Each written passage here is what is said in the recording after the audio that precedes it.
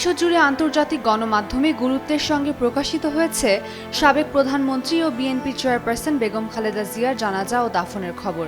বাংলাদেশের প্রথম নারী প্রধানমন্ত্রীকে রাষ্ট্রীয় মর্যাদায় শেষ বিদায় জানানোর দৃশ্য সরাসরি সম্প্রচার করেছে বিশ্বের একাধিক প্রভাবশালী সংবাদ মাধ্যম।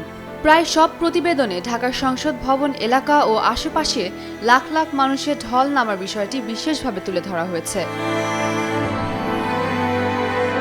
ফরাসি বার্তা সংস্থা এএফপি লিখেছে, দীর্ঘ রাজনৈতিক জীবনে বাংলাদেশের রাজনীতির গতিপথ নির্ধারণে গুরুত্বপূর্ণ ভূমিকা রাখা খালেদা জিয়াকে রাষ্ট্রীয় মর্যাদায় বিদায় জানানো হয়েছে। রয়টার্স সরাসরি জানাজার দৃশ্য সম্প্রচার করে জানিয়েছে, প্রথম নারী প্রধানমন্ত্রীকে শেষ শ্রদ্ধা জানাতে শীত উপেক্ষা করে মানুষ রাস্তায় নেমে আসে। নিউ ইয়র্ক টাইমস, বিবিসি ও এনবিসি নিউজ জানায়, দেশের বিভিন্ন জেলা থেকে মানুষ ঢাকায় এসে খালেদা জিয়ার কফিন এক নজর দেখার চেষ্টা করেন।